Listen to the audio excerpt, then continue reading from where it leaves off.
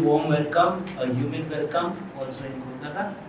And it's really lovely to be here in Red Bari. Thank you, Avantika, for doing this with us. Two very special books. Lady on the Horse, already getting the kind of critical acclaim that every author would give both hands for. And I'm really proud to have been a part of this book for a brief period. Ramona is the author. Speaking Tiger, a publisher like Speaking Tiger, taking on a work of fiction today. When all I hear from publishers is that fiction doesn't sell, we do not want to do fiction. A publishing house like Speaking Tiger taking up Lady on the Horse speaks both about the book and about the author. Maitreyee has been a friend, and I did not know her when she published this lovely book called The Hungrier List, but I was at Penguin at that point of time. A book on the hungry generation of poets from Bengal. Brilliant book about a very radical time. And then at home she published a book on Uttam Suchitra. You have got to buy the book. Uttam and Suchitra, so you'll have to buy the book. That's Ramona's mom.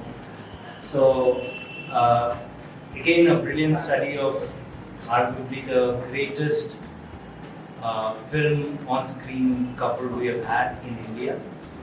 And she's also editor of the Bangalore Literature Review and one of the most respected journals we have on literature. So we'll talk about a lot of the second book, of course, is that we'll discuss is I've got as my Om Books. It's a book by Om Books International. It's a book of 26 essays by 23 authors talking about various genres of writing. So you have a Jerry Pinto talking about translation, you have an Arundhati Subramaniam writing about poetry, you have Zach Oya writing about noir, you have Ramona Sen writing about what else but food, and so you've got anything that you want to know about writing, addressing a particular genre, writing for children, writing historical fiction, writing murder fiction, all of it is in there in one volume. So that's the moving finger, and I'm the editor-in-chief at Om Books International. And we'll have a free-flowing conversation on Lady on the Horse, on the moving finger, on writing, on publishing, on editing, and everything to do with the world of books in India. For that, over to you, Maitreyee.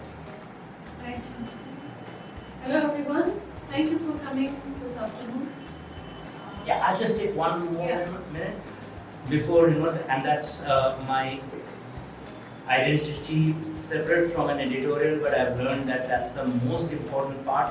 All of you will exit this room only after you got a copy of the book. Nobody goes out without a copy of the book. Please, we need books to sell. I haven't got the moolah for that, so I'll buy it from the bookstore. Shantanu was given a gunpoint for his books. Well, I normally don't allow people to get out of the doors without a receipt of the book. But rest assured, he will probably do the same with your books. Yes. The reason I say is unless you buy, and we'll talk about that, unless you buy, publishers will keep saying we can't publish fiction, we can't publish good literary non-fiction, and we can't publish all of these. So if I were to go back with even one unsold copy here, my publisher will not allow me to post a second book. So you'll have to keep that in mind. I'll lend you the money, you will return it to me tomorrow. Or I'll deduct it from the advance that is due to you. From the advance that is due to you. You're publishing with us, so I'll hold you accountable to that advance. Over to you. So that's only a sales pitch. You'll have to bear with me for that. Over to you. Yeah, so unlike other book discussions, when we were planning this, we thought we should make it into a discussion where we discuss not only these two lovely books, but also the very, process of going about publishing a book. From a publisher to a writer to an editor, we sort of cover the three spectrums, so to speak. So there might be some of you here who are new into publishing, some of you here who would like to venture into new publishing, into new writing, and we really hope this session is going to give you some practical inputs into how to start your journey into publishing. If you're already there somewhat, how to continue with it, how to approach publishers, so on and so forth. So, from a publisher perspective, I want to ask you, Shantanu, a very basic question. How does one go about selecting a publisher? Now, before he answers this, I must tell you that there are numerous publishers in the market, right? So, lest we forget, just as much as publishers, writers need publishers, publishers also need good writers, right? So, and one size doesn't fit all.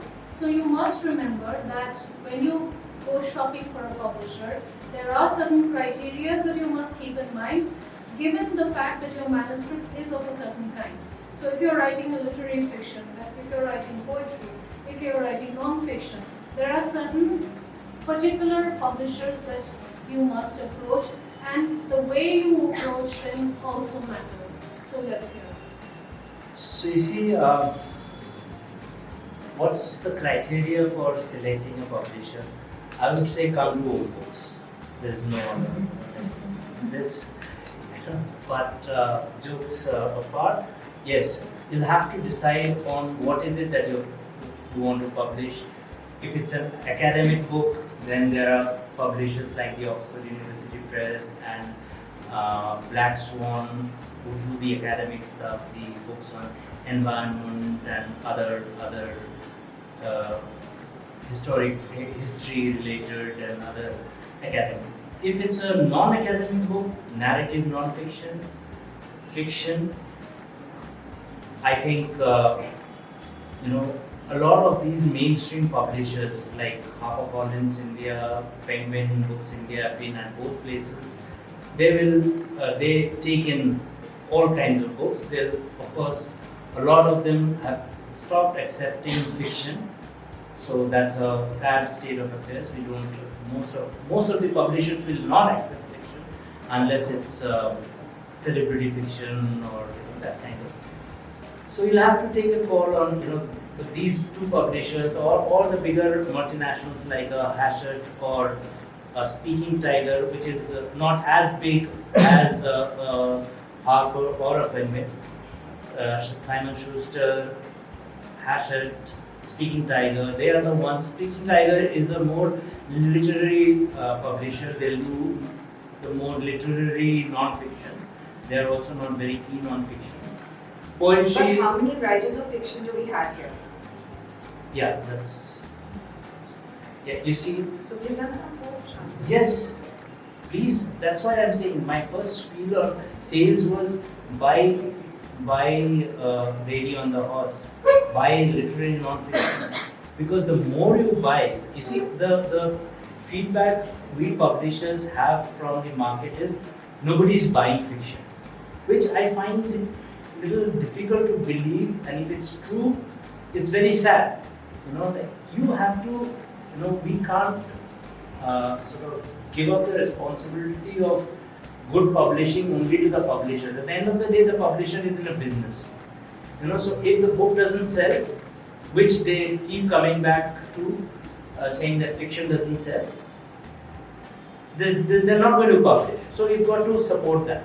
But there are some genres of fiction that does better. Yes, there are. Genre. Yeah, like there are a few genres of fiction that do work well. That's your mass market fiction, your crime fiction has a certain market, but even that is very limited. You'll have to have made a name for yourself to actually, that today we have very few first-time authors actually in the fiction. They're the ones who are publishing are all, even in mass market commercial fiction, it's all established names, people who have published before. Also, if I may add something to this, so Shantanu has spoken about, he's named a few publishers, Penguin, HarperCollins, Speaking Tiger.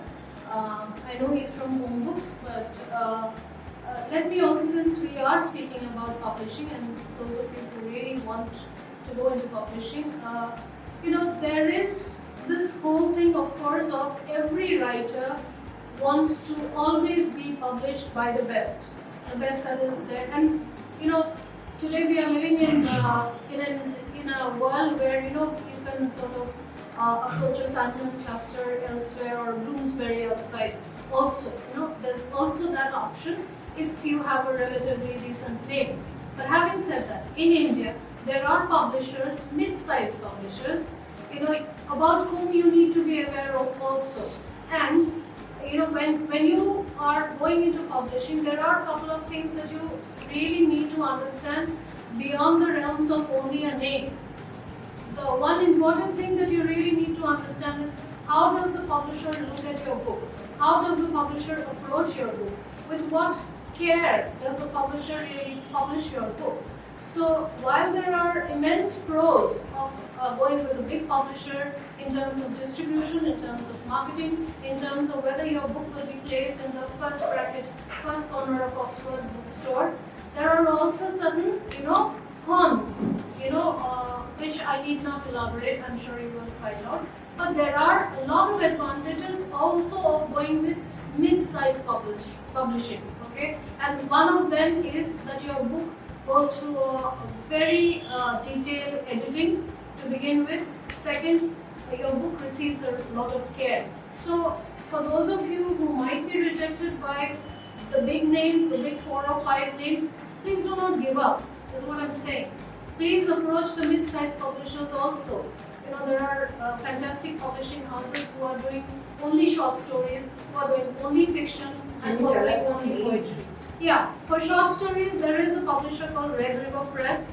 If any of you want this, I can give you this information if you in details more information. One publisher who does only short stories, they have a new imprint, is Red River Publishing. Because short stories, everybody says it doesn't sell, but with the right hands, with the right editor, yes, it does sell. Yeah, they do sell. The most read things on the internet are short fiction and poetry, and the big publishers will tell you that short stories don't sell, poetry doesn't sell. And also, while going to the big publishers, you'll have to be aware that maybe it will take them even up to 6 or 8 months for them to even respond with a no, if at all they respond. Some of the publications some of the books I have published have come to me only because the big publishers haven't responded for 2 years, and I have bided my time. The good friend who wanted to publish with a Harper or a Penguin and haven't had any response, and then they have said, Shantanu, would you publish? I said, Minimum yes. 6 months. Yeah, minimum 6 months. I think you going through the same thing. They wouldn't just respond. People wouldn't just respond. The basic courtesy of actually saying, okay, we've received it, we're looking at it, we'll get back to you in 6 months or anything, nothing like that. So you'll have to be very, very patient with that, and also patient with the fact that when you go for the big names, you'll have to be aware of the fact that 90% of their marketing focus budgets are devoted to just 10% authors. So you have just 10% of the budget. You might make up the 90% of the author list, but you have just 10% of the budgetary allocation or the bandwidth of the company to actually promote your book. So you may not get that airport display, you may not get that front window display. So you'll have to be, you might get published. A Penguin might actually take up a book to publish, but visibility and availability is still might still be a Also, problem. just because a Penguin or a Harper is publishing your book, please do not forget that if the content of your book is not at completely top stuff, no Penguin or no Harper or no Home can make you a bestseller. Becoming a bestseller depends on a couple of things, not only being published by the top bracket publisher. A better way of approaching a publisher is actually first to hone your craft to such a level that a publisher actually shows interest. And it's a myth that publishers go by only names. A publisher, remember, publishing the editorial team, in a publishing house actually has some of the best minds, mind you. So yeah, the route might be a little circuitous, but if your stuff is good, it's going to get noticed somewhere or the other. You might have to sort of remind them every once in a while, but there is no compromise as far as honing your talent is concerned. So what happens is that editorial is always in conflict with marketing and sales. Yeah. So if the editors do really like your book and your manuscript, then there's a chance that they will pick that battle with sales. So your first battle, the first thing that you have to do is to hone your craft. You edit, you rewrite, you get some writer friends who won't just tell you yes, this is great, go for it. Pick a couple of people who you can trust for honest feedback, and read a lot and keep editing your work until you think that this is the best that you can do, and then submit it, because you can't recall a submission, and in this day and age you also definitely, excuse me, she wants an order. They want as final a manuscript as possible, and they're not going to work on you to rework it a lot. So you have to win your editor over and then really hope that the editor will fight for your manuscript with sales, because sales will always say, but fiction doesn't sell, short stories doesn't sell, this writer is unknown, how are we going to make the books? That's sales' job, because it's a business, like he said. So, Ramona, why don't you tell them about your experience of going about publishing? So before that, I'll just take a couple of minutes. One of the most important things that you must keep in mind is that you have to have a very, very good proposal. That 700, 800 word proposal that you are sending has to be really something that, because if you lose the editor, they're getting, in editorial they call it the slush pile. You can't be more derogatory about books coming your way. They call it the slush pile because it comes in tons every week. So unless your proposal is spot on, like say Prasoon's proposal on Daroga Priyana, just 2-3 lines in the beginning, 1900, 1912, Daroga in Calcutta solving cases in the underbelly of the city. Really makes you want to go to the stories. If that didn't work, I wouldn't go to the stories. Actually, maybe the first 500 words is your face cut. Yeah. If you've lost it there, you've sort of lost it. And most of the authors I have published in my life have been first-time authors, and the battles have been very, very tough. Like today, R.D. Burman, the book on R.D. Burman, we were talking about it. The book on R.D. Burman, when we published, nobody wanted to publish a book on R.D. Burman because he was dead for 20 years. Who is going to Anu Kapoor to program career? That was the kind of conversation that I was having from marketing and sales. You just have to, you believe in a book. If you can make the editor believe in a book, like Balaji and Anirudh did, I could sense from their submission, from the material, the first 3 or 4 chapters that they had given, that here was a book that was different when it approached R.D. Burman. I really fought for it. I don't give a damn if it's been dead for 20 years. All you have to do is switch on the radio and you see and you hear a jingle that's based on an R.D. Burman thing. There's a readership waiting there. Of course, I would have loved to see it do 50,000 copies. It did. It must have done in the range of 15,000-20,000 copies, which for a book on cinema, again another subject which I am told does not sell. unless it's a celebrity memoir or a celebrity autobiography.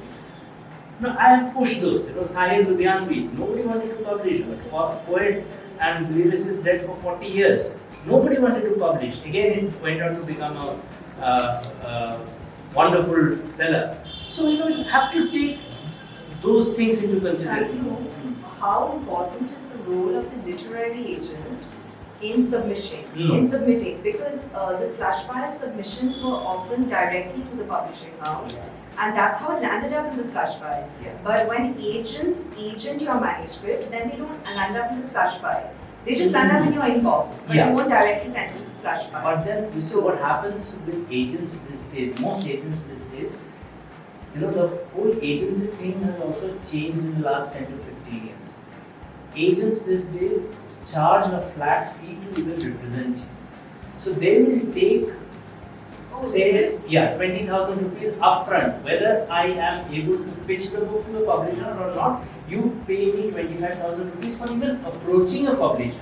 So that's actually part of the vicious cycle. Because Yeah. literary agents don't make money because manuscripts and books don't sell. So then now And people are so- taking fiction and not giving you a signing bonus. Yeah. So then the literary agent doesn't get, he gets 10% of zero, and that's why it takes a fee from you just to be able to represent you. So it's a vicious cycle. and so what happens is when literary agents these days send you scripts, it's almost like they're sending you the slush pile, because they are, if they sign up 10 authors in a month, they make 2,50,000 rupees. Those 10 authors may not have a single good book. Because there's no curation No, happening. no, there. there's no curation happening. I'll give you one example. Ashokda is here. He's been talking about this book with me for the longest time. Imagine a book called Ray on Ray. Shantanu Ray talking about Shantanu Ray, and HarperCollins didn't want to publish it. Penguin didn't want to publish it because they say it's not a book directly related to Ray. It is just that I happen to be in a home where I have a certain leeway. We started in Harvard. Yeah, we started in We Harvard. started way back when I was in Yes, Bangalore. they just wouldn't. They were. I published a lot of books on Satyajit Ray at Harvard. There was this whole list we used to do every 2 years because the Satyajit Ray Society was involved. So that gave them a sort of something that HarperCollins was looking for. Okay, the Satyajit Ray Society Association. This was not a Satyajit Ray Society Association. This was an independent book coming from Ashokda about Ray. So, and I pitched when I moved from Harper to Penguin, I pitched the same book to my editors at Penguin. Again, no, they took on the Satyajit Ray Society books. They made it, but this one they wouldn't. So No, that's I the have kind an of- anecdote to share in this regard from an author's point of view. So, about 2.5 years ago, I started writing on Binoy Majumdar, and I've been writing since. Most of my books take about 2 to 3 years. So, when I first started writing the book, because a lot of the matter around Binoy Majumdar is contentious. So I didn't know really how to put across, what I was writing and what I had discovered during the time of my research. So I approached a couple of my writer friends, and during all of this conversation, it was very confusing for me, fiction, non-fiction, literary fiction, whatever. One writer friend told me, Maitreyee, you are going to write what you want to write. It is not your job to put it into the mold of what the publisher wants. You are the writer. Your writing is your job. It is the publisher's job to put it in the mold that they want to fit it into, right? So as writers yourself, please do not compromise with the manuscript that you have and change it according to what a publisher probably wants to look at from you, or because there have been history is full of writers like Annie Arnott and Arthur Miller and people like that who have written books which nobody thought would get written. So please don't write books that are suitable to certain publishers. That way you are doing injustice to your own craft and your own inspiration as a writer. Yeah, and then it will ring untrue. So that's why you will get rejected. So the But harder how you to try. share your Yeah, own your experience experience, because of I writing think this book. she has a wonderful story about how this book got written and eventually ended up with a publisher as good as Speaking Time. Also, So this- there's a lot of research in your book. You Yes. mentioned that. So this is actually my second book. My first novel, which is called Crime Brilliant, is published by Rupa, was it's food fiction, romantic comedy. It's a romantic comedy featured around food. And I was very young when I got that book deal, and it happened. It happened serendipitously because I was working in Harper. I met a literary agent on the job. She happened to like my voice, and she liked. Her genre of representation was commercial fiction and romantic comedy. So she said, write this book, and I was 23, and I thought, well, this is great. I'm not going to give up an opportunity to get published. So she left Harvard. And She then abandoned yes. she abandoned the team I was heading. Yeah, that's true. And then I moved back to Cal, and then I joined. And that's a different story. I joined the food team in D2, which is how my food essay landed up here. But for fiction, when about a decade later, when I'm writing an entirely different genre, where and also once you're out there in the market as the writer of a particular kind of genre, like commercial fiction, romantic comedy, etc., then publishers expect that from you. So after that, my first literary agent did not actually want to represent this book. And also I did a very bad job of pitching, I have to say. Like my summary, I think now when I go back to it, that 20-page summary that I submitted was unreadable. And that's because I didn't edit it. She wanted it really quickly, so I wrote something down and I sent it off. So rule number 1, don't do that. Sit on your work for at least 2 weeks. Don't look at it for 2 weeks and then come back to it, and then you see how horrific it is, and then you edit it. So even to pitch to editors, agents, don't send out the first thing that you write. And she said, no, it's not going to work for me. So I said, oh, no, well, this is going to sit in my drawer for forever. But and then I went. I took the non-literary agent route because I had the email IDs of commissioning editors are available in the public domain. Like if you look up HarperCollins and you look up the chief editor and you have his email ID and all of that. It's easier to go by an agent because they know exactly which editor is looking for which genre. I didn't, and I really wanted Speaking Tiger because I've always admired their books. So they were the first people that I pitched to with Shantanu's help. And they took months to get back to me, and I was sure this was a no, and they weren't saying a yes, but they weren't saying a no. And even when they said a yes, they're like, well, maybe we'll take a chance on it. And I was like, oh, well, they're going to halfway through edits, they're just going to say it's not going to work for me. So I was very nervous until I actually saw the book in my hands. So the road to publishing is always rocky, and you have to keep trying. The reason that this one, like I said, is very different from the first book that I wrote. So this is half historical, half it's a family saga which spans 5 generations. So of course it begins in 1900, it ends in 2022, and it's not a linear narrative, it goes back and forth in time. I had to do a fair bit of research for the historical bits, and I was petrified that I would get something wrong, and someone would say, in this day and age of social media, someone would say on Twitter, well, this didn't happen in 1946. So you have to be really careful about the research that you do as well. Once you publish in a certain genre, they'll actually try to keep you bound to that genre. I say you've done a good job of that, or do something similar.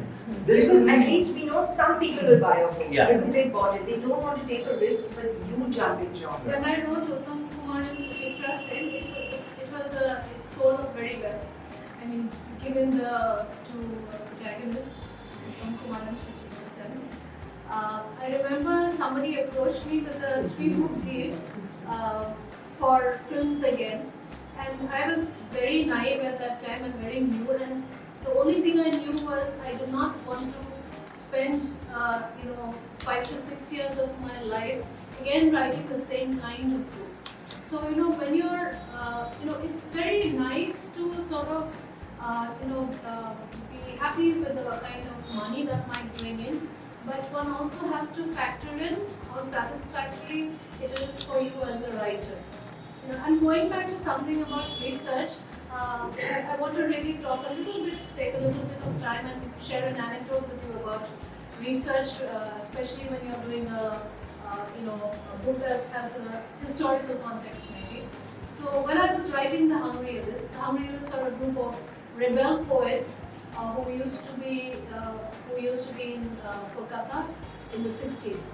So when I was writing about them, I was not born in the 60s.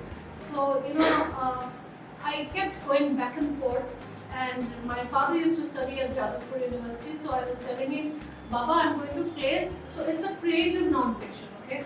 So there's a very important scene where one of the Hungryalists,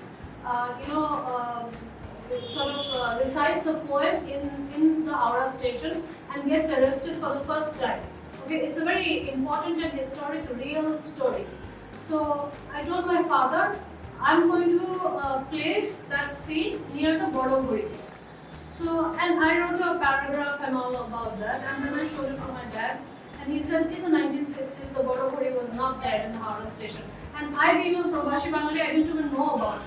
And then there was a scene where a train, one of them comes from Bihar to Calcutta, and those days the train used to come via Delhi. So there was no direct train actually from Bihar to Kolkata, and I didn't know about that. I had to Google IRTC website, and that told me that there was no train at that time. So these are little things that one must keep in mind. It's very easy to write anything, but when you're writing something historical, not only do you have to get picture perfect the history, you have to get right the tonality also. So I have a tip here.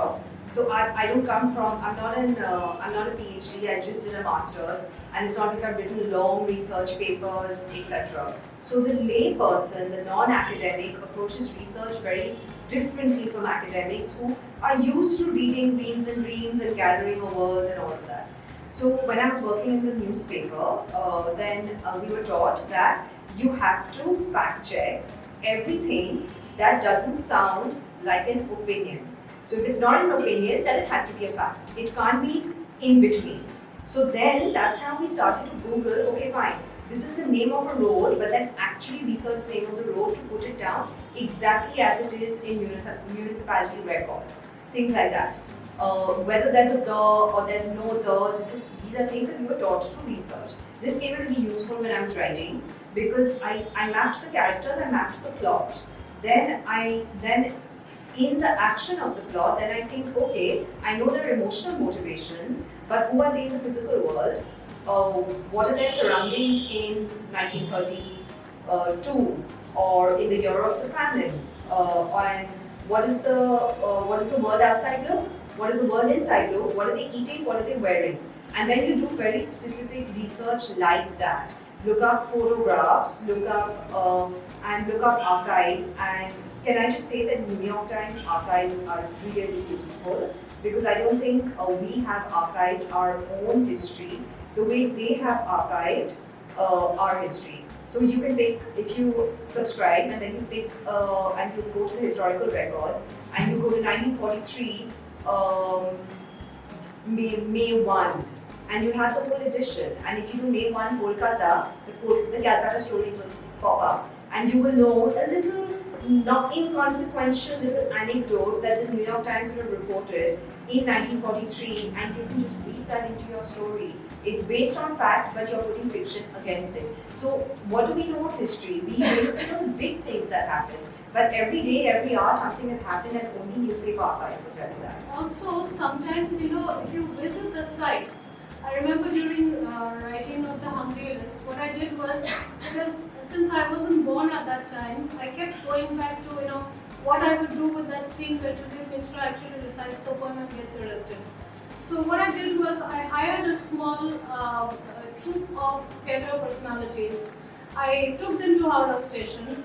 I made them stand up in benches and recite a poem, and because I wanted to see the people's reaction to that poem. Because when he gets arrested, before that a crowd gathers, they have a little scuffle and then the police comes in. There are, I write about the dogs a chai wala coming in and saying chai, chai, chai, chai. So I wanted to see exactly what happens. Tridip Mitra is wearing a dhuti and his dhuti is flying in the air and he's standing up on a bench, and what do the people exactly think, how do they react? So this theatre mandali of 4 to 5 people, they started enacting at Howrah station. I had to get permission. They started enacting over there, and I saw exactly what I wanted over there. How people would react, and how they would go about a person reciting something that was scandalous. So all of that goes into, or sometimes even if you don't go to that extent, especially for those of you who are writing based in Calcutta, if you go to North Kolkata is practically preserved the way it was 100 years back. So if you set your novel in North Kolkata, you can actually sort of go into, all of the gullies are almost the same that they were before.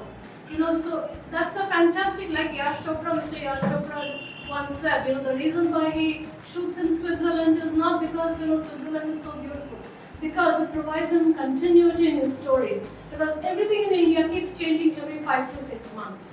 So once you start shooting here, something will change in the next 6 months.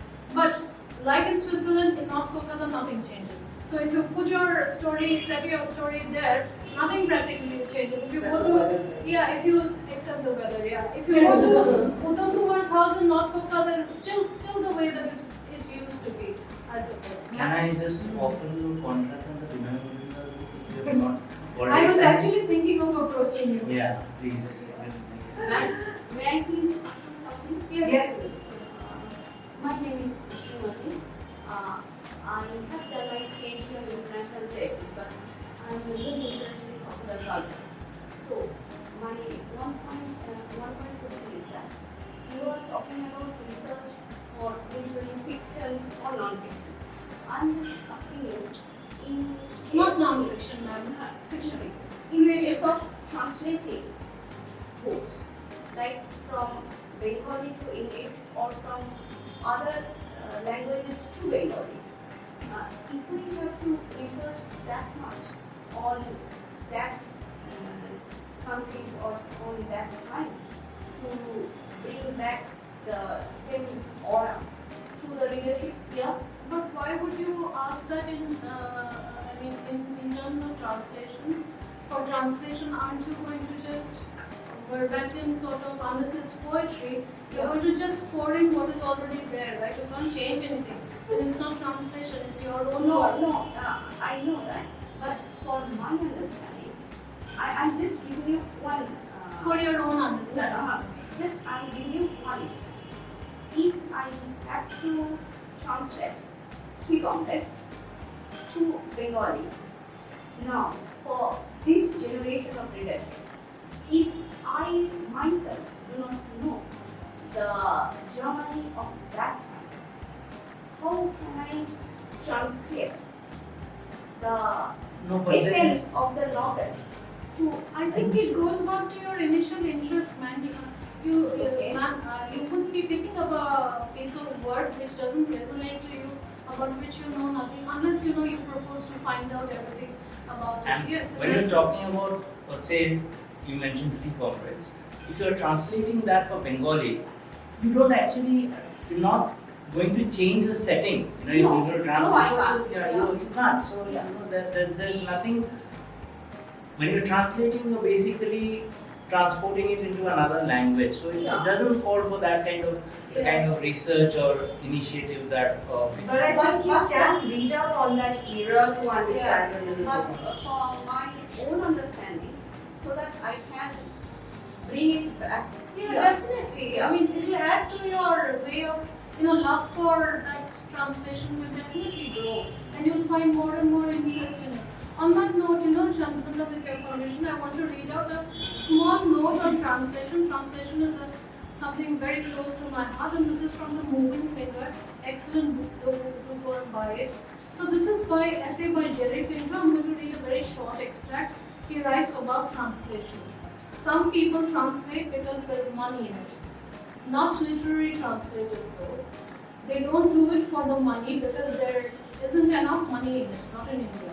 Translators don't do it for the royalties Ramona Sen, the one-man Bengali translation industry, was on stage with some translators at the Samana Literary Festival, India's most precious literary space in my mind. Who chuckled there? I want to talk to you a bit. India's most precious literary space in my mind, for it is where languages meet on an equal footing and talk to each other. He began moderating the session with a question: how do we get them to buy the books we translate? No one had any answers, though Julian Wright, who translates from Hindi to English, suggested some kind of subterfuge. Don't tell them it's a translation, he said. Keep the translator's name off the cover. Do you see the translator's name on the cover of Marquez novel? Translators, therefore, don't do it for the fame. How could they? Tintin, the comic book you loved. The series was not originally written in English. Do you know that? Who translated Tintin? Do you know that? The Asterix series were originally written in French. Who translated those magnum puns? Come on, surely you know. Those guys gave you hours of pleasure, but you didn't care to remember their names, did you? I have to say that until I became a translator, neither did I.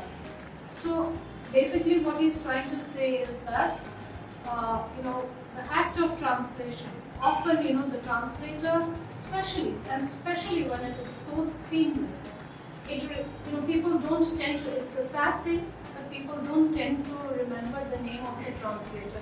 It's a backhanded compliment actually, because somebody has translated it so well that it reads like the reads original in English. very lucid.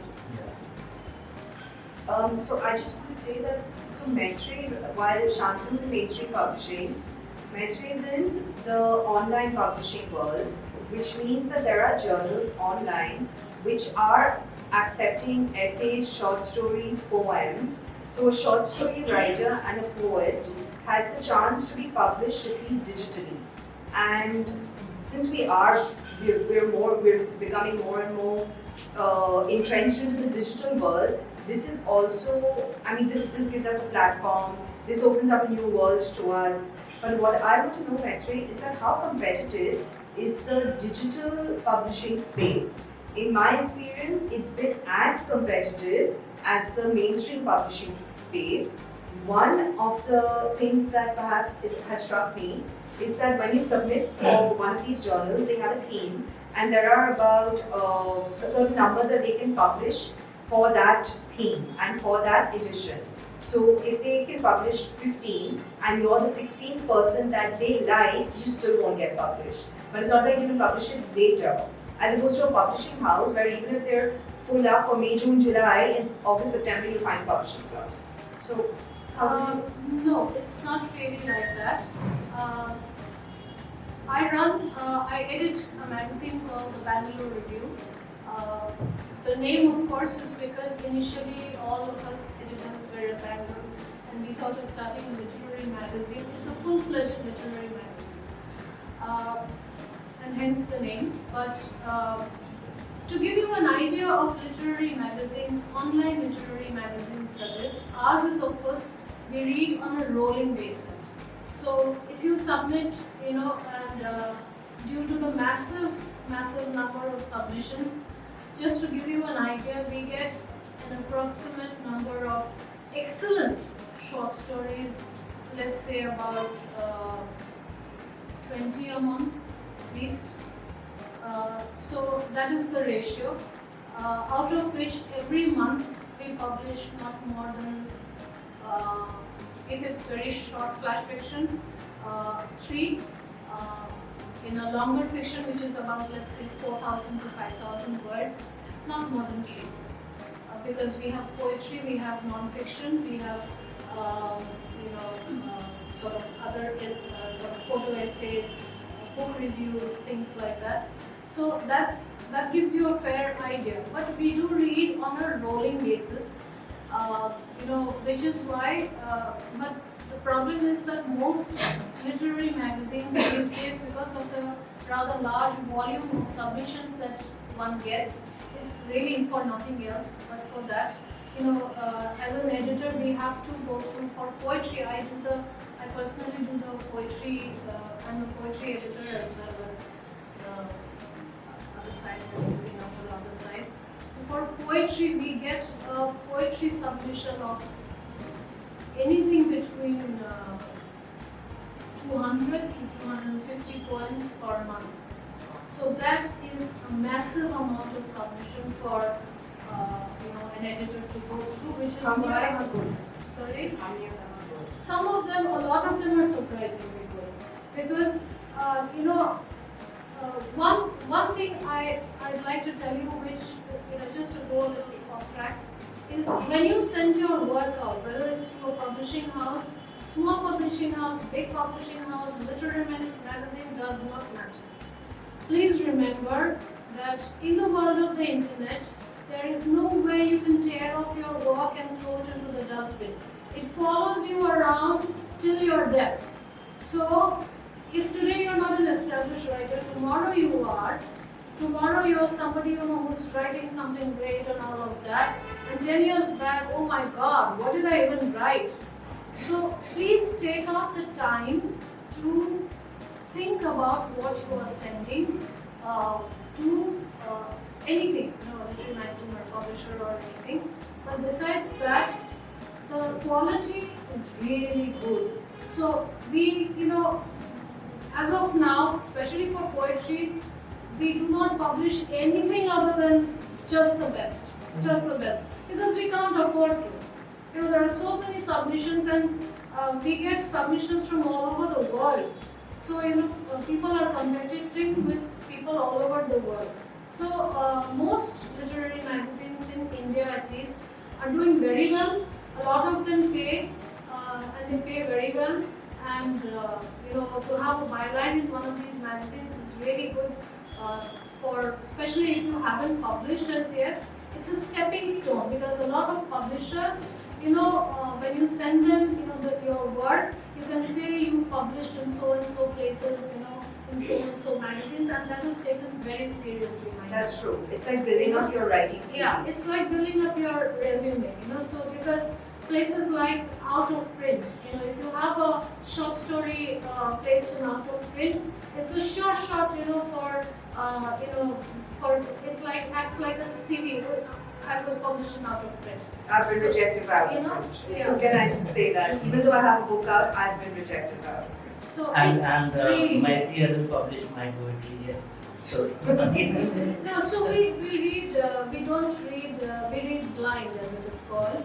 We read blind for the sake of see, it's a vicious circle.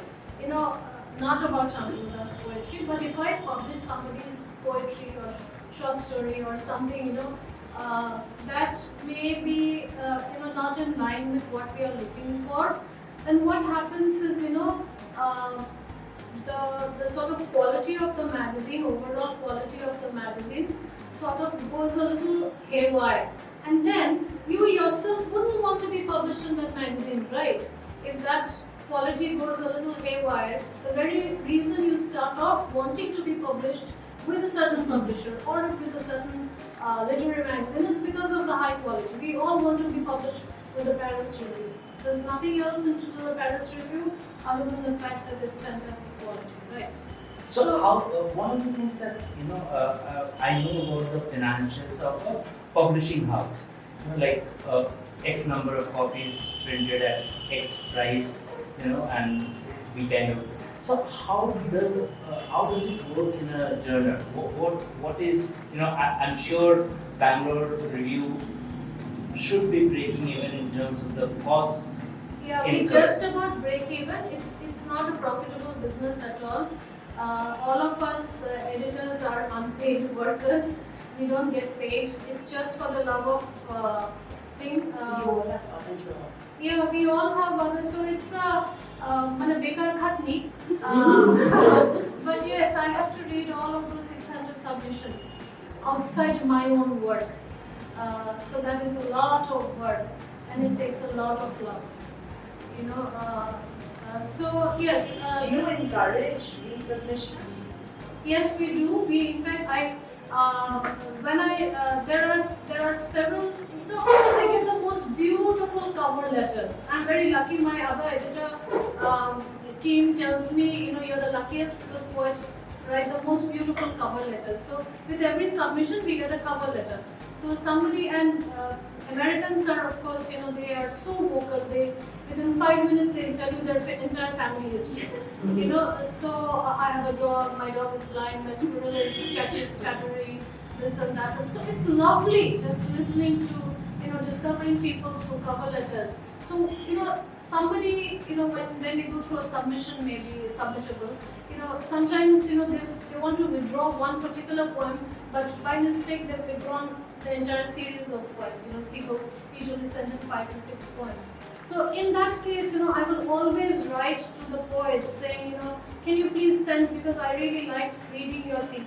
I may or may not publish you later on, but I want to read the rest of it. So those personal interaction in a massive submission of 600 poems also happens. So you do think the cover letters should be personalized and there should be a little Not fun factor to necessarily, it? not necessarily, because a lot of people also send their entire thesis of a resume. So I have been published and so and so. So it starts with A, and we don't want all that. As long as your work is good, a cover letter is just an added, One of the niceness. things that's happening in It some cannot be that you have a beautiful cover letter and your work is not good. That can never happen. About the financials, we are a privately funded magazine. The only reason we decided not to go on for advertisements, like a lot of other literary journals, is because we wanted to maintain our voice. We didn't want to be dictated by anybody telling us, don't publish this, etc., etc. But having said that, a lot of literary magazines are able to do that with some funding also, so it's not like it's always a either or kind of situation. There are magazines who have been well funded and who have gone on to have their own voice also. Has it ever happened that editors from a different magazine have passed on something to you saying, hey, we can't take it this month, but... No. One of the things that, No, we are friends. In fact, we try to, in the last 2 years, I have gone out of my way to approach all other editors of all other literary magazines. Sophia sitting there will vouch that. Yeah, she also edits a magazine. So I have gone out of the way because I think there is work for everybody, there is place for everybody, and we only grow together. Yeah, so that's one of the sentiments I echo, because I often get something that I know is very good and that I feel I may not be able to do justice because home is not as big. So like Ramona's book, I would have given my right hand to publish it when she first sent it to me. But I knew that maybe home is not the right place. Maybe the kind of work, the kind of stuff that she has in there needs, something like a speaking tiger or something. One of the things that I was mentioning, submissions is these days I get a lot of submissions which come in, like we have reached a stage, and that's the kind of thing that makes my heart absolutely go down. Is a lot of submissions come to me in Excel sheets. Novels come to me in Excel sheets saying I have worked out the 8 episodes of the first season of an OTT series. So season 1 will have this kind of narrative, episode 1 will have this, episode 2. So if you are actually, a lot of us writing in fiction particularly, write only for the OTT space. They think, okay, I have given you this Excel sheet with 8 episodes. This is absolutely made for OTT or the visual medium, and so publish it. It doesn't work that way. A book may be, like for example, this book is absolutely visual. I told Ramona right at the outset that, publish it, but then go after somebody to do an OTT series. Prasun's book on Priyana Taroba is like, everybody is publishing true crime, and he's got some really gory crime happening in Kolkata in 1900s, in the early 1900s. Like, but one didn't take it up for that. One took it up for a certain literary. So it doesn't work if you actually, because the two mediums are entirely different. You are writing for an OTT, you are writing a different grammar, you are writing a different language. This requires a different grammar and a different language. So, sadly, what's become the norm is a lot of editors do take and think, okay, this guy has a OTT possibility, and so let's take on the book. It doesn't often work that way. If you are writing a book, present your book as a book, not as an OTT series. And decide who you want to pitch to. Whether you want to pitch for movies, then pitch to the production houses and the agents for that, or you pitch as a book. I honestly didn't visualize this as a movie. I visualized it as a book.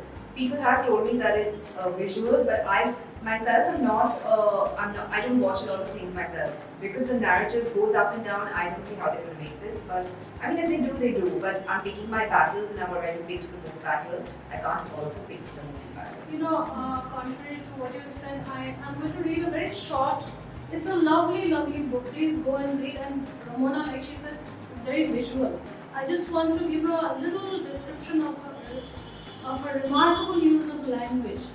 So, as the laugh lines formed on her father's forehead, creasing out of his frown, the air around Aradhana became lighter, like egg whites whipped into cream. She basked in the joy of uncharacteristic sparkle that had briefly replaced the question she usually saw soldered in the light eyes she'd inherited. The only question she couldn't answer with a comic fact: why are you alive when your mother is dead? But the moment passed. For moments, were loath to be trapped into glass jars to be partaken of later, and her father disappeared behind a heavy book, the sandwiches remaining untouched. The sparkle in Hemanta Lahiri's eyes was the only evidence that he could be any different from the glowering man his daughter was so familiar with. This is how he must have looked around her mother, she imagined. If only Aradhana Sen hadn't died, so many things would have been different for Aradhana Lahiri. For instance, she would have had a real mother and not have to put up with Nandini Pishi's fake mothering, and Handsome might have still been around. They would have been a real family like the ones she read about. But food in the non-fiction space, because we have a lot of food bloggers these days, and people want to write about new restaurants all the time and new cafes. And because I worked in T2 for a bit and we were covering new cafes as well, I was eating all the time and I was writing about food, and my entire existence was about food. And so I've come up with this handy thing about how you can approach food writing without getting lost yourself, and just giving people information that they would need while also making it delicious. I would highly recommend an essay for all of you who want to write. From this, there are some wonderful essays really in this book, but one which resonates with me so much is called A Writing Life. It's the last essay. My fellow editor, Anil Menon. It's really a wonderful essay. Please do read it if you have any connection with writing. Anil is a wonderful editor. He's the editor of the very prestigious the Bombay Literary Magazine. Rivals, but are respectable ones. So, if this is being recorded, shout out for you, Anil. But it's a wonderful book. If you really like writing, this is there's so much on translation. There's so much about how to write for children. Wonderful essay. Then there's a fantastic essay by Anju Hassan on how to go about reading short stories and writing short stories. A little bit about the history of short stories also. So there's also mythology and fantasy fiction and all genres that you might. it's very nice. Do we have any questions? Yeah, if you have any questions, I think it's seven. I have 3 questions. My first question is for everybody, all of you. thing that we keep hearing that fiction doesn't sell, ABCD doesn't sell, XYZ doesn't sell. My question is it a matter of people losing interest in these genres or whatever? But I don't think that's the matter actually. I think it is a marketing and sales problem. It is. Am I right? It is largely a marketing and sales problem because you see, unfortunately, some of our best writing in fiction, hasn't delivered in the way they expected. Particularly literary fiction. I've worked with some really top names, and they haven't delivered vis-a-vis the advances they were paid. One of the things that happens is you sign up a big name, you have to shell out a big advance, and then to sell that kind of, to recover that kind of an advance, you need to sell X number of copies, which hasn't happened, and which is because it's again a very vicious circle. The marketing guy says there is no interest, we are not getting orders, we are not getting people to buy into the book. The sales guy says there is no marketing happening, we are not getting orders from, and then the sales guy will pass it on to the editor who will say, okay, no, this book didn't work. A lot of that also happens because of bad editorial decisions. I particularly remember one book at HarperCollins, which was touted as the next big, they were always looking for the next big Chetan Bhagat or the next big Amish Tripathi. They are not looking for a new voice. Why be a Chetan Bhagat and Amish Tripathi? Yeah, but then, so they published a book which was supposed to be a popular fiction and which dealt with this whole genre of being, doped out, a character being doped out. And I actually thought, who is smoking what here? What is the author smoking? What is the publisher smoking? And they actually printed 20,000 copies of that book, and it sank without a trace. They were banking on that book to become the next big thing. It didn't work because it was a bad book. So a lot of what we are facing now is also because of bad editorial decisions. At the same time, in the last 6 months, as I was saying, last 6 to 8 months at HarperCollins, at Home Books International, we have published fiction, 4 or 5 titles that have reprinted. Fiction titles that have been. I have here Kaushik Ghosh, whose non-fiction title reprinted in 15 days. Like the kind of book that he wrote is the genre that does very well. But we have done fiction that has sold. Yes, we have been very conservative with the numbers. We don't do more than 3,000 copies in the first print run because there's no point in banking on huge numbers and then sitting on unsold copies. You print 2,000, 3,000, it goes into a reprint, you can announce immediately reprint means you've been successful, you print the next print run of 1,000 copies, and go that way. But yes, a lot of this marketing and sales, of course, to blame because they are all pitching for business books. Give us business books, give us self-help, give us I'd like to add a little bit to this, going the revolutionary route again. I'd like to say this, and I keep on saying this to young people. Be the change that you want to see. If you want to write and read good fiction, please go ahead and write good fiction. And please buy go good ahead fiction. Go and and buy. read good fiction. If you are not going to do it, don't wait for other people to do it. Change the system, please. It's in your hands. If you believe you have a fantastic story, who cares that a big publisher publishes it? Just go and publish it on Amazon. If your book is good, everybody will read it. Trust me. And if it does well on Kindle Direct Publishing, as Yes, a you'll earn more big money. publishers will sit up and say it's happened underneath budget. Yeah. Who used to Absolutely. publish only on And please DVD, remember, now it's got some a of the most Pubstar successful Penguin. books in history have been where, a writer has said, I give a shit about publishers, I'm going to publish it myself. There have been some very big books like that also. So please don't wait for somebody to come and tell you, hey, this is the trend.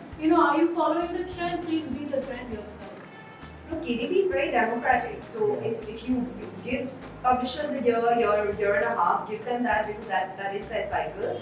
And then if you don't get published, take it to the ebook market on KDP. It costs you nothing and you can earn from it. And then if you sell enough, you can pitch to publishers again saying it's sold this many times and I have this readership already, and then they might sell it. It really breaks my heart to see so many young people who write so well, but not getting into the big league just because they don't have some surname attached to them, some lineage to cater to or XXX factor. It just breaks my heart. I mean, just go out, bang the thing, whatever is there, and please just sort of penetrate and go forward with your own vision. Throughout history, writers have done that. And please remember that all that we are talking about publishing here, yes, we are talking about publishing, but the industry, the fraternity of literature rests ultimately only and only on good literature and your belief in it. It is people like you and me who make or break good writers, who make or break good publishing. So, don't depend on somebody else, some sort of format to, announce your good story. What is your second? Second question is, I will ask both of you together. So this is a book of essays by well-recognized writers. I have been told by literary agents. Don't believe me. I had my suspicions. That essays do not sell. Essay books do not sell. Now, is that? They sell so well. But do they No, sell? essays by a single writer. Essays by a single writer. An unknown. Unknown. That's hard. That may be a little Unknown or at least a book world, whatever. That's My probably- question then, following his question, what exactly sells? We have been told poetry doesn't sell, essays don't sell, nothing sells. What sells? Should we stop writing?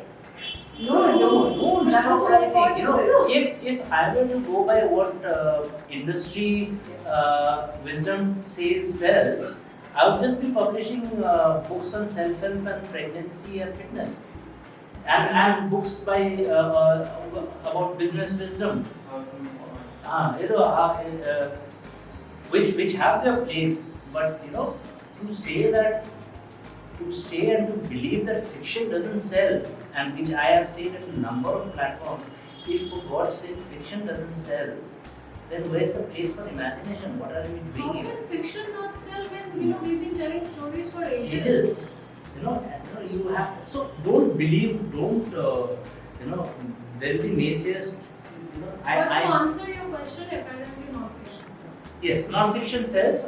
Biographies, political biographies, subjects that, for example, if you were to do a biography of this dreaded Don who got killed, Mukhtar Ansari, then if you were to do a biography of that against the backdrop of the mafia in UP, if you do a good book there, very likely that you will land a deal. No, but I Do think a political book, book that addresses political issues, the contemporary political issues. But see, some of the writers are common people, writing about common people's problems. But I think What in was fiction, commercial fiction sells more than fantasy fiction in India, because I think we mostly read fantasy from the West than we do in the East. But in the East, mythology sells. There's crime fiction sells, and I think commercial fiction does. Shantanu, is it true that Indians buy a lot of Western books but don't buy? Yes, that's absolutely. So that's my grudge is you can slam publishers for not doing enough, but my grudge is, are you going out and buying? You'll buy a Ludlam and you'll buy a Sidney Sheldon, or you'll buy something written in the West, but are you going out and trying your hand at Indian fiction. Have you bought Lady on the Horse? You haven't. So how can you expect a how can you expect a publisher to have the confidence to publish something like this? You have to, and I'm telling you, it just takes 2,000 copies for a publisher to be convinced that this genre sells. In a country like India, 2,000 copies is what? I think we can, if readers want it, Bombay, Delhi, Bangalore, Pune, Kolkata, Chennai, these 6 cities, you need 300 people in 6 cities to actually make a book work. We are not able to do that because you guys don't buy. Also, Shantanu, it's a culture, no? So let's say, there are 20-25 people sitting here. If all of us decided today that instead of going and buying out a mascara ladies, we'll go out and buy a book that is cheaper than a mascara, which comes at 1,000 rupees. A book is probably at price of 400-300 rupees. That does so much for the readers community, right? Today, tomorrow you will go and watch a film and spend 1,500 rupees on popcorn and tickets. But will you buy? No, films are also necessary. Necessary. I'm not saying, but please don't take away my films. I do my writing on film. I enjoy that more than my publishing. But would you actually buy these 3 books that are there on display today? There'll be less. There'll be less. Shantanu is going to blackmail all of them by the end. So, on board for my Red Bari sales also. I think if you buy the books and order less coffee, then Avantika will stand up and say, no, you have to buy both. Because you see, today, and I know I'm pitching for sales like nobody's business. But today you ensure that these copies don't go back to the distributor. You give me the space to go and tell my publisher, okay, tomorrow I want another event at Red Bari. I want another book that and there will be somebody from Red Bari who will do business with you. Yeah. So, Any so more questions from? You had My another. last question. Yeah. So you mentioned that writers were coming to you, sending you manuscripts as Excel sheets, Yes. episodic, whatever. So just generally curious why Excel sheet and not a Google Doc, but that's a separate matter. But the question is, how did this idea come into the heads in the first place that it has to be an OTT series now? You see, I think what's happening is even the OTT people in the OTT. What I hear, I've got a lot of friends writing for OTT, and so platforms are actually saying, okay, you have an idea. Can you get the book published in the next 6 months so we can actually do a cross thing? So which is I think permeating into the whole system, and in a very bad way. Like it's not a very aesthetic way to read in Excel sheet. You can't actually, but you are getting that because I think platforms are telling authors that telling their saying you've pitched, this is interesting, but can you get a book published so we can do some sort of and publishers are absolutely salivating to have that thing on their now soon to be a major motion picture, soon to be a major OTT series. So it works both ways to the detriment of I think books. Any other questions? Yeah. So I just had a generic question. So when we were growing up, like when I was in school, I feel like I did the maximum reading in my late teens and early sort of 20s. And then just at this point I find it so difficult to get the time to sit and read it. Because for me, if I take a book, I read the whole book at once and I must throw it. My question actually is, are younger people, I'm completely disconnected by the generation that's younger than us. I'm connected to the toddlers but not the middle. Are schools and young people, what are they reading? Is that something that will help the industry? Because I feel like you're saying business books sell, and self-help sells, and pregnancy sells. And I can understand the market that's buying that.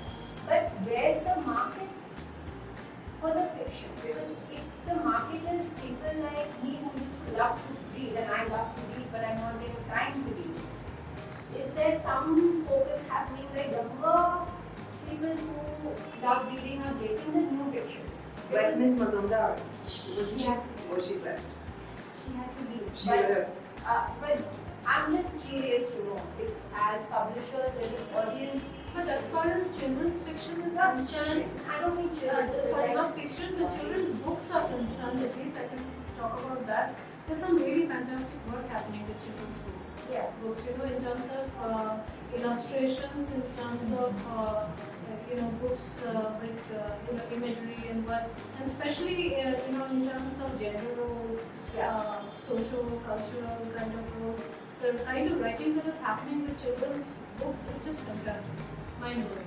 Also, I have. Yeah. Sorry, my question is literature. I'm not talking about really children's book. I'm talking about Why? non-fiction. You talk. I mean, sorry. I'm talking about fiction because I remember reading like all of the big names. Like Are you talking Chowdhury. about the attention span?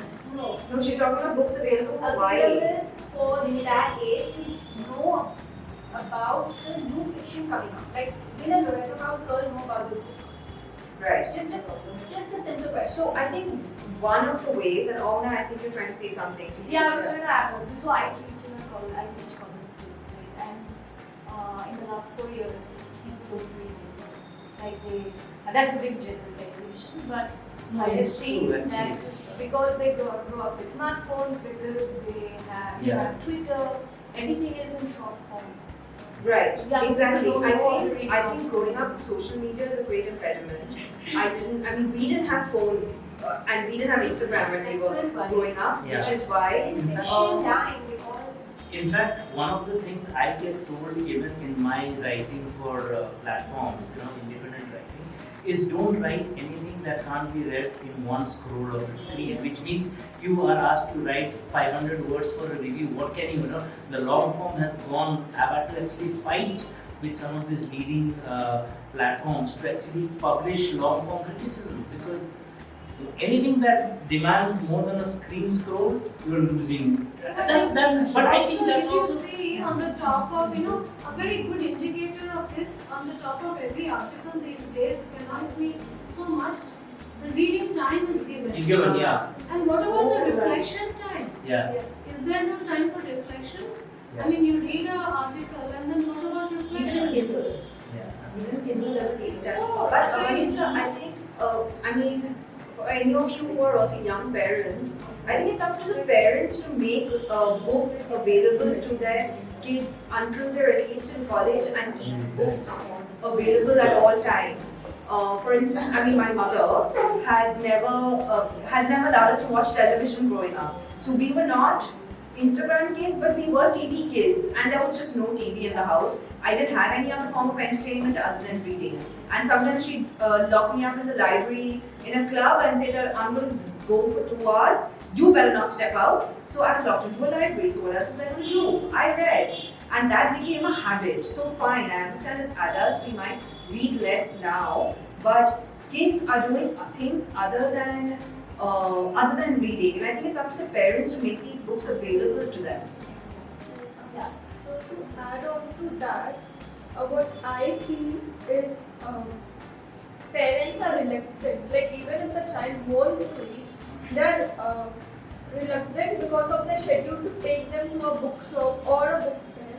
I have recently written a book for children 10 plus, and what I personally have felt that parents are, if they are asked, they start blaming the children that they don't read, but they are just copying what they are seeing around them.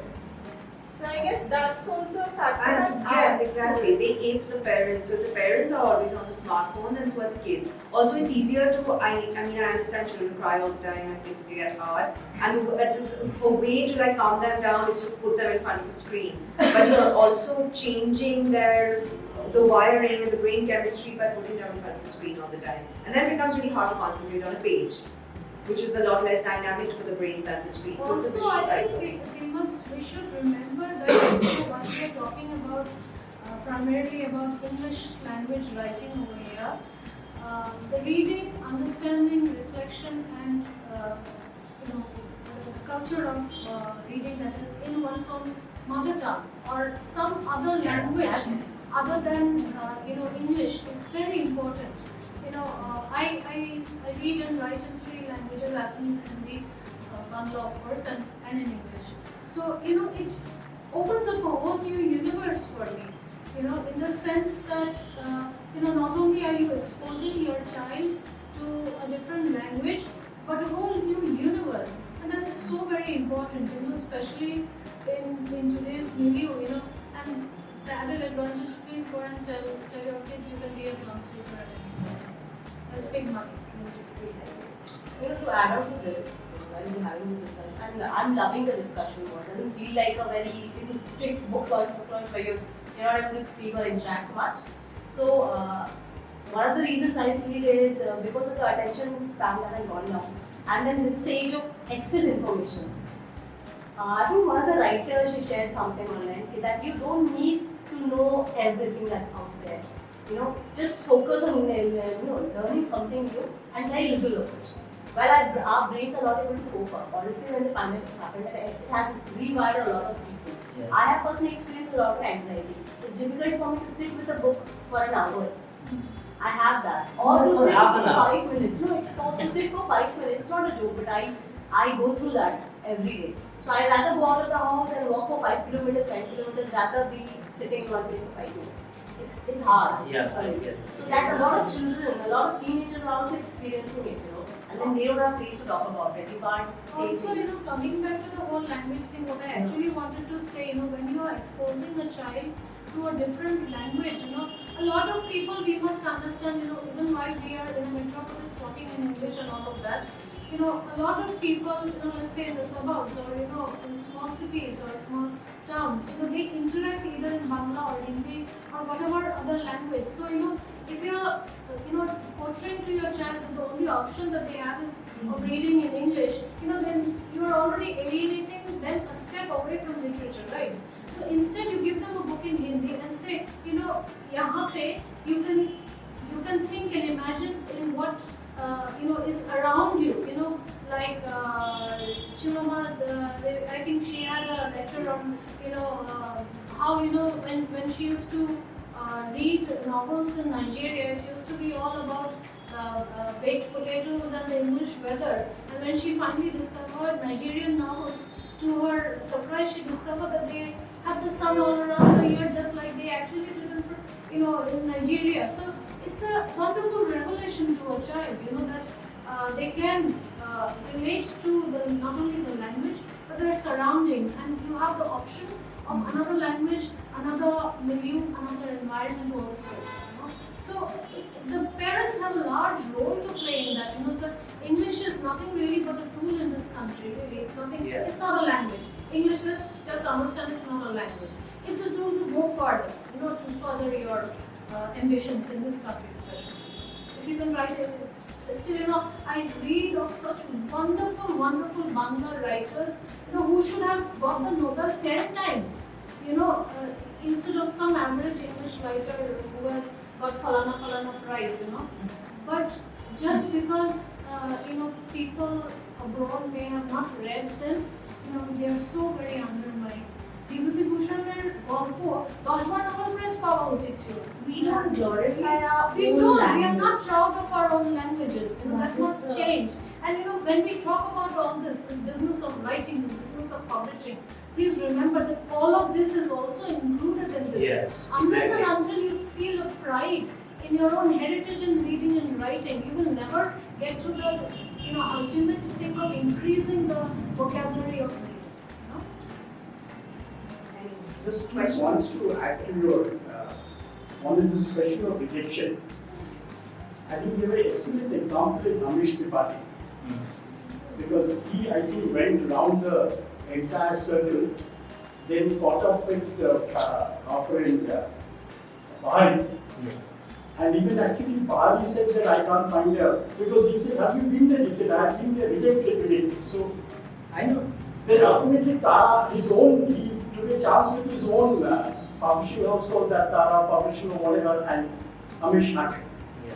You know, I know of the Amish editor. is the reason why mythology sells in India. Yeah, I know of the big editor who left Amish's manuscript on a bed for months and just lamented afterwards with me, saying that, you know, that lay with me on my bed for months and I didn't respond, and by the time I looked it up again, he had already become a beast.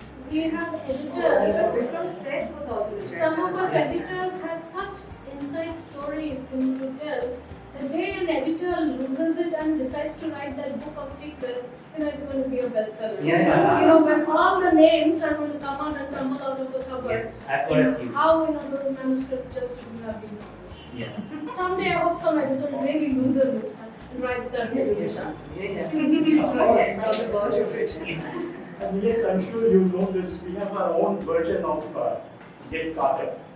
Who writes, I think, one book, I think in 21 days. Yeah. Vaidopal Pota.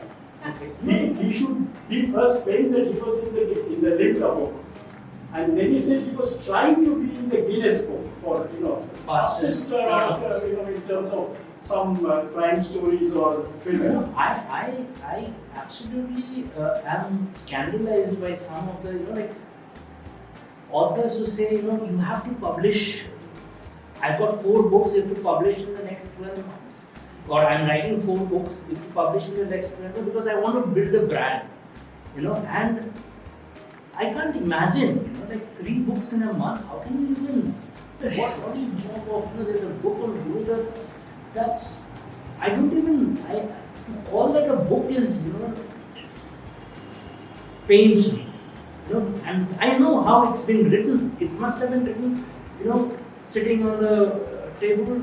I have 4 books available. I have some internet references. I just copy paste and do some, you know, rewriting on that. There is no understanding, and you know, you get published because you have a profile and you have a profile to supplement what you are doing in your regular life, and it gets published. It's so sad. And there are authors who want to spend years researching a book and not getting that because their books are too good for. No, actually, one must understand that, you know, writing a book actually will not make you a billionaire or a millionaire, right?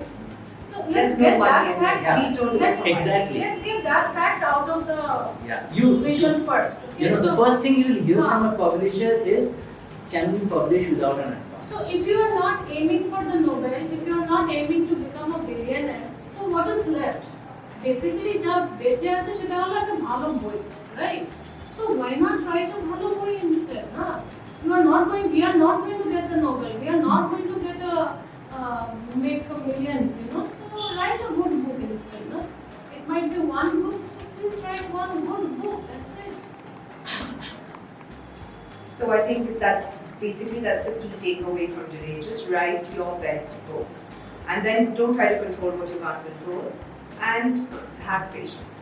And buy books. Yes, that is a key takeaway, yes. So I think we're done today. Thank you for coming, everyone. Thank you so much. Thank you, Avantika, for this wonderful, you know. Really, thank you for Right from Red Bari, the first time she mentioned, I said, what a name. You know, like, Yeah, what a lovely name, right? And it's lovely to be doing this without fixed agenda, to be interacting, like, and thank you, all of you, like so many known faces, they were Yeah, just. and more importantly, this whole hierarchy of authors sitting and lecturing to people should go. Yeah. You know, it should be interactive sessions like this, right? Can we sit in the first row and then Thank take you a all picture from the front? thank you all for coming. It's been so lovely.